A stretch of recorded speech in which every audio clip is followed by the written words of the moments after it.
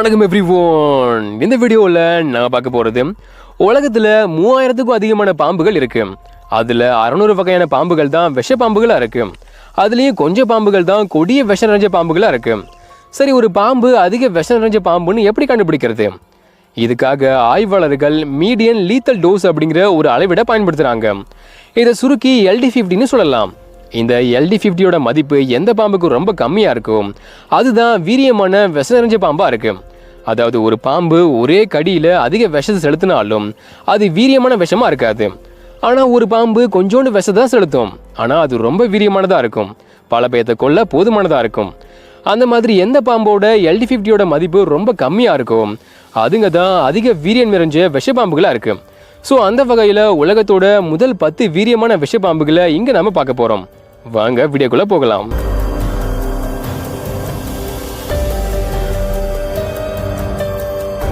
டெர்சியோபெலோ வடகிழக்கு மெக்சிகோவில் இருந்து வடக்கு தென் அமெரிக்கா வரை காணப்படுது. 8 அடி நீளத்தையும் 6 கிலோ எடையை ரீச் பண்ற இந்த பாம்புகள் விரியன் பாம்புகளோட குடும்பத்தில் ஒன்றா இருக்கு. ஒரு கடியில் சராசரியாக 500லேருந்து 1500 மில்லிகிராம் விஷத்தை செலுத்தும் போது அதில் ஒவ்வொரு 3 மில்லிகிராம் விஷமும் ரொம்ப வீரியமானதாக இருக்கு.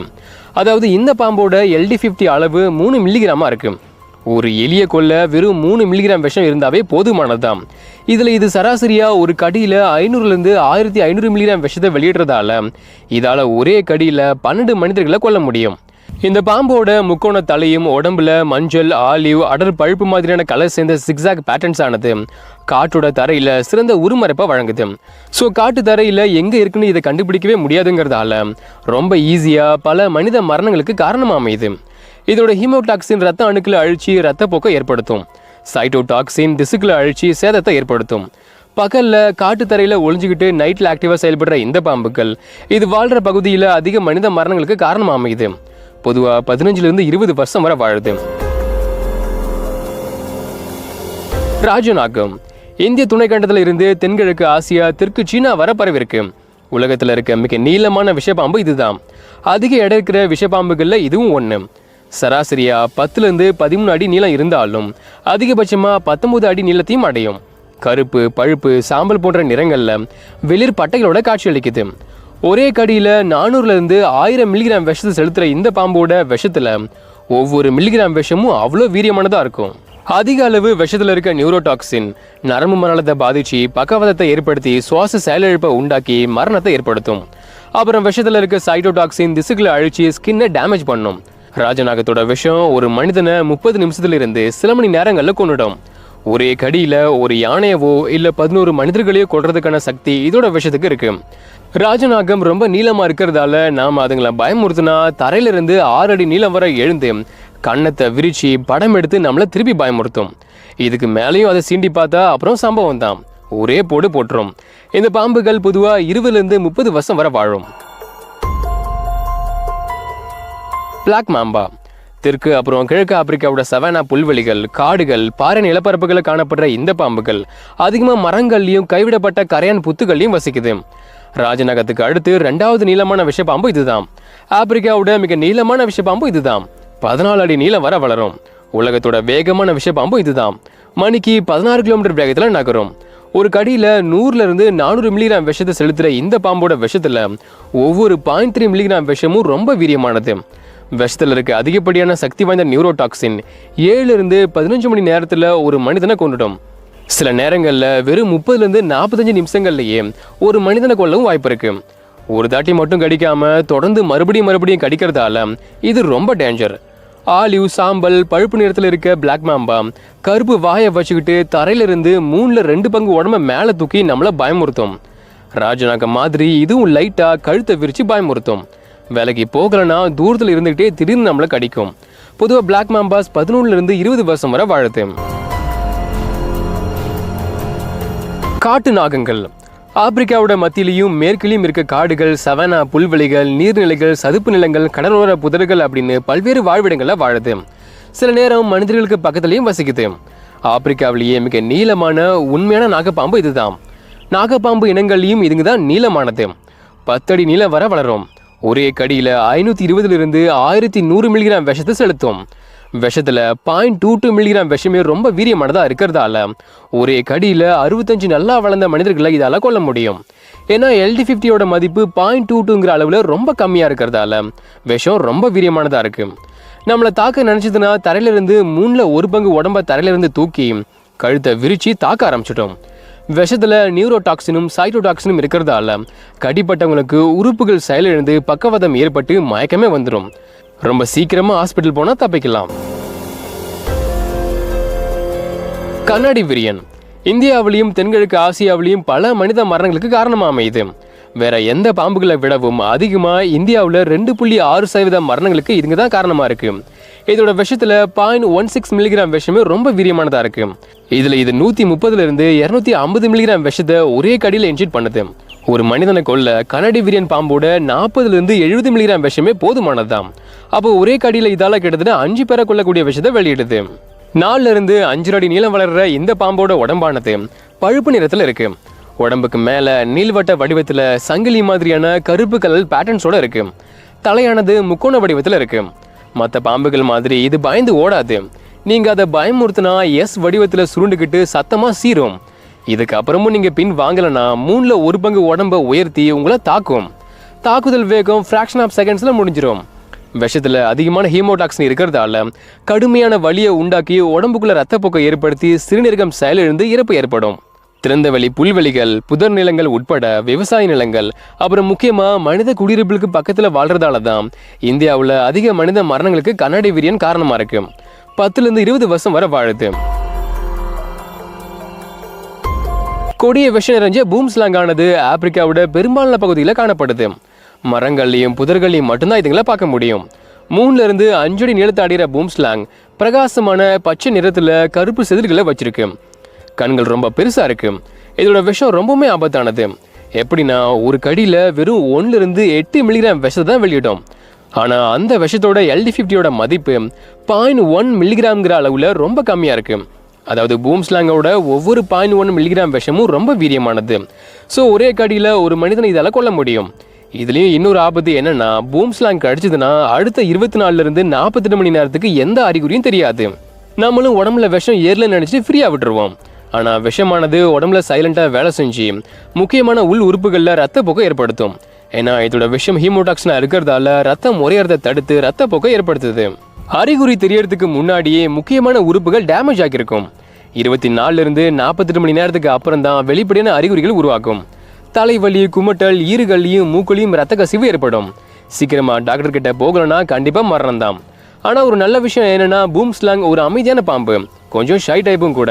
அதிகமாக ஆக்ரோஷத்தையே காட்டாது. அதை பிடிச்சி காயப்படுத்தினா மட்டும்தான் நம்மளை அது கடிக்கும்.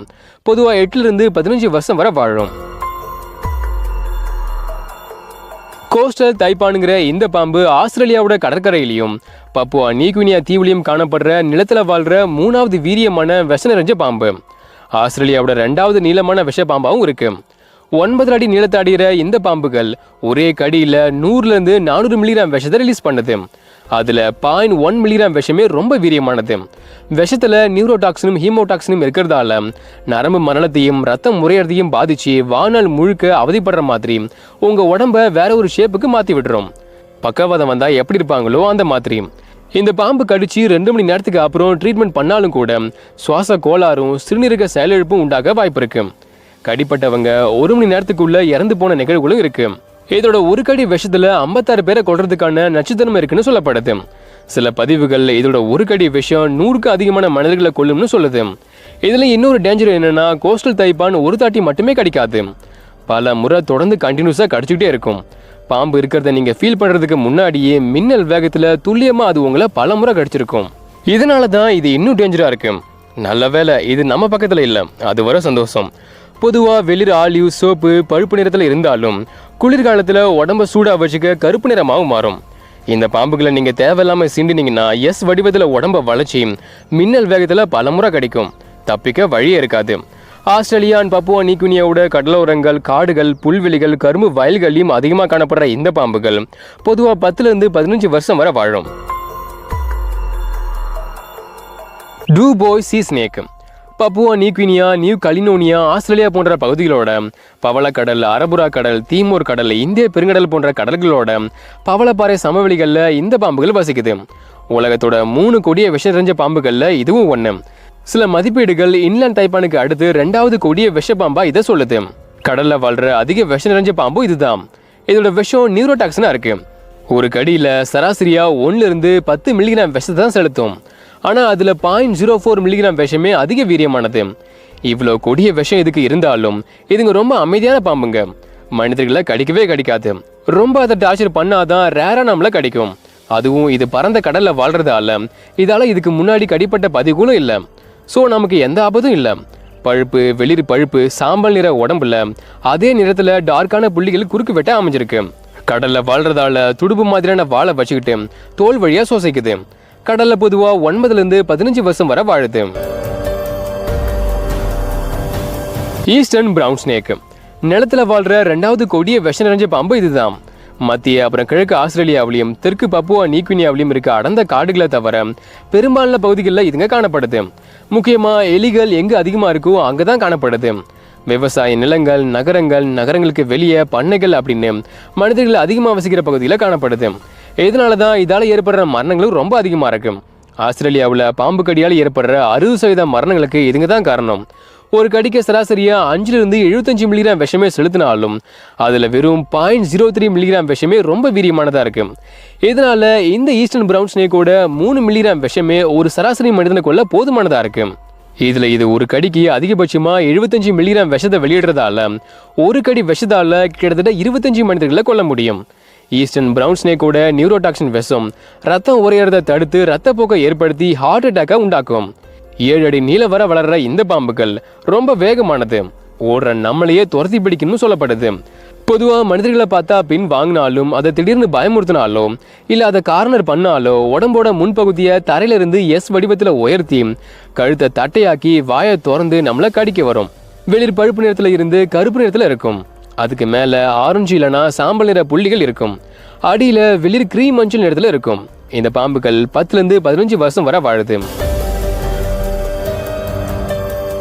இன்லேண்ட் தைப்பான் உலகத்தோட அதிக நச்சுத்தன்மை வாய்ந்த கொடிய விஷ பாம்பு இதுதான். பல நாகப்பாம்பு இனங்களை விட 100 மடங்கு அதிகமான நச்சுத்தன்மை இதோட விஷத்துல இருக்கு. எல்லா கடல் பாம்புகளை விடவும் வீரியமான விஷத்தோட இருக்கு. ஒரு கடிக்கு சராசரியா 44 to 110 மில்லிகிராம் விஷத்தை செலுத்தும் போது அதுல 0.01 மில்லிகிராம் விஷமே அதிக நச்சுத்தன்மை வாய்ந்ததா இருக்கு. ஸோ இதோட ஒரு கடியால 100க்கும் அதிகமான நல்லா வளர்ந்த ஆண்களை கொல்ல முடியும். அதாவது கிட்டத்தட்ட 289 மனிதர்களை கொல்ல முடியும். இதோட விஷம் இவ்வளோ வீரியமா இருக்கும்போது ஒரு தாட்டி மட்டும் இது கடிக்கிறது இல்லை. ஒரே தாக்குதல்ல கிட்டத்தட்ட 8 முறை கடிக்கும். ஒவ்வொரு கடியிலையும் விஷத்தை ரிலீஸ் பண்ணிக்கிட்டே இருக்கும். தாக்குதல்கள் சுறுசுறுப்பாகவும் வேகமாகவும் துல்லியமாகவும் இருக்கும். இவ்வளோ கொடிய விஷம் இருந்தும் கூட இன்லேண்ட் தைப்பன் அமைதியான பாம்புகள் ஆக்ரோஷத்தை வெளிக்காட்டவே காட்டாது. தூண்டப்பட்டாலோ தப்பா ஹேண்டில் பண்ணாலோ தப்பிக்க விடாம தடுத்தாலோ வேற வழி இல்லாம தன்னை தற்காத்துக்க கடிக்க செய்யும். மற்றபடி இதுங்க ரொம்ப ஷை டைப். நம்மளை பார்த்தா தப்பிச்சு ஓட தான் பார்க்கும். இன்லேண்ட் தைப்பன் பாலூட்டிகளை வேட்டையாடுறதுல எக்ஸ்பர்ட்டா இருக்கிறதால அதுக்கு ஏற்ற மாதிரி இதோட விஷம் சூடான ரத்தம் கொண்ட விலங்குகளை கொல்றதுக்கு ஏற்ற மாதிரி மாறி இருக்கு. ஸோ ஒரு தாட்டி இதால கடிப்பட்டா 45 நிமிஷத்துல மரணம் கன்ஃபார்ம். விஷத்துல நியூரோடாக்சின் இருக்கிறதால பக்கவாதம் ஏற்பட்டு தசைகள் சேதமடைஞ்சு ரத்தப்போக்கு ஏற்பட்டு சிறுநீரகம் செயலிழந்து மரணம் ஏற்படும். இருந்தாலும் இந்த பாம்புகள் ரொம்ப அமைதியானதுங்கிறதாலையும் மனிதர்கள் கிட்ட இருந்து ரொம்ப தூரத்தில் வசிக்கிறதாலையும் இதோட விஷத்துக்கு ஆன்டிவெனம் கண்டுபிடிக்கப்பட்டதாலையும் பெருசா இதால எந்த மரணங்களும் பதிவு பண்ணப்படல. 8 அடி நீளம் வர வளர்ற இந்த பாம்புகள் குளிர்காலத்துல வெப்பத்தை தக்க வச்சுக்க பழுப்பு நிறத்திலையும் கோடை காலத்துல சூரிய கதிர்களை பிரதிபலிக்க ஆலிவ் நிறத்திலையும் காட்சியளிக்குது. அதுக்கு மேல கருப்பு செதில்கள் காணப்படுது. பொதுவா 10 to 20 வருஷம் வரை வாழுது. ஓகே, இதோட இந்த வீடியோவை முடிக்கிறது நான் உங்கள் ராமகண்ணன். இந்த வீடியோ பிடிச்சி லைக் பண்ணுங்க, ஷேர் பண்ணுங்க. இப்போ நான் சொன்ன 10 வீரியமான விஷப்பாம்புகளை பத்தியும் இந்த வீடியோவை பத்தியும் உங்களோட கருத்துக்கள் என்ன அப்படின்னு கமெண்ட் பண்ணுங்க. மறக்காம பயோ சேனல் சப்ஸ்கிரைப் பண்ணுங்க. நெக்ஸ்ட் வீடியோல மீட் பண்ணலாம். தேங்க்யூ.